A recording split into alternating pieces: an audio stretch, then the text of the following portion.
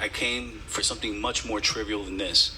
I did come to invite you for Saturday's event about Roberto Clemente. We're celebrating 50 years of his legacy, not only of his death, but he was honored and made a Hall of Famer only months after. We have a banner, we have a poster that was custom made, and this will be given out. We have 500 copies for anyone who attends. And this is gonna be this Saturday at the Great Falls Youth Center at 52 Front Street in Paterson, New Jersey, where used to be the VFW Hall. And we're going to talk about the legacy of Roberto Clemente because there's a lot of similarities to MLK for those who don't know. First, talking about MLK Day, I do want to thank everyone who came out yesterday to the Brownstone to support us once again. We're over 15, 16 years where we host the MLK Youth Recognition Award at the Brownstone, NJCDC's Patterson Youth Council. So thank you to everyone who came out to support our youth, and let's continue to do so. That being said, it's interesting. I was listening to a lot of comments today in reference to, Dr. Martin Luther King as well as Roberto Clemente. And I thought the Roberto Clemente banner was still up there. And I saw Resolution 48, rightfully so, the council designating February as Black History Month. And the title called Black Resistance, We Shall Not Be Moved. And that alone is moving. That's powerful words. And I would add to that we also will not be moved. And I think that both banners should be put up there. And I'll give you, if the council president lets me read something that I put together as far as notes as a comparison. As we celebrate Dr. Martin Luther King Day, we remember how the late civil rights leader inspired one of the great ones, Roberto Clemente, who was also an Afro-Puerto Rican Latino Hall of Famer and humanitarian. King was one of Clemente's greatest heroes. The two icons actually spent a lot of time together at Clemente's ranch outside of Carolina, Puerto Rico. Clemente even placed Martin Luther King Jr. atop his list of heroes, as the Pulitzer Prize-winning author Davis Marenes wrote in his masterpiece called Clemente.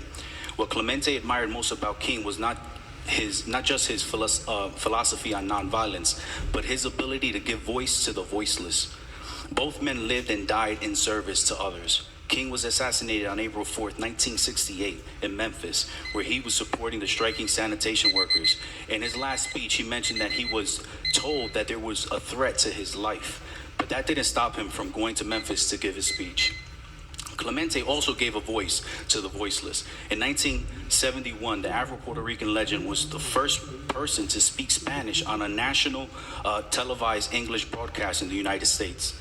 He directed his message to his parents after the Pirates won the 1971 World Series, asking his parents for his blessing. He regularly used his time on the national media platform, like MLK, to speak about segregation and injustice. He protested in the 60s against racial inequalities towards black and brown minorities, and even within the MLB league itself. In 1968, he also spoke up for his teammates. Roberto Clemente was torn when he heard of Dr. King's death, being such a close friend. Clemente organized 11 other black players and led the demand for the Major League Baseball to pause the opening day until after MLK's day. Clemente insisted against playing until after King's funeral to give reverence and homage to the late Dr. King. The Pirates ultimately did so in 1996, doing so after King's funeral after April 10th. Clemente continued to speak up and help others throughout his career. Unfortunately, he was also a victim of tragedy. Like Dr. King, Clemente was also advised of the dangers of taking what we now know would be his last flight. But he decided to continue in his mission because of the need of a greater service. Clemente died on New Year's Eve, 1972, on a relief mission to deliver supplies to earthquake victims in Nicaragua. His cargo plane crashed into the ocean off the coast of San Juan, Puerto Rico, soon after takeoff due to the severe weather storms. Clemente was only 38 when he died, only a year younger than MLK when he was assassinated. So let's do the right thing. Let's put both banners up in recognition of these guys side by side, these two legends. And like Dr. Martin Luther King stated, an injustice anywhere is a threat to justice everywhere.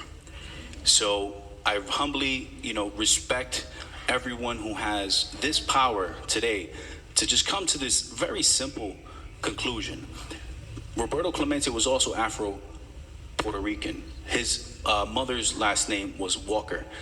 We honor him, not just because of culture, not just because he was a Hall of Famer and an amazing baseball player, but it's because really he was a humanitarian. He came out and gave service to others in other countries, not just Puerto Rico or in the United States. He gave his life for service. In addition to that, he served the rich, the poor, the white, the minorities as a U.S. Marine when he signed up to join the military.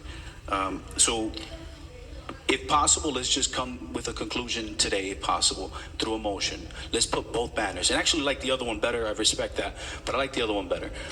Thank you. Let's put both of them back up. Thank you. Next speaker, Madam Clerk.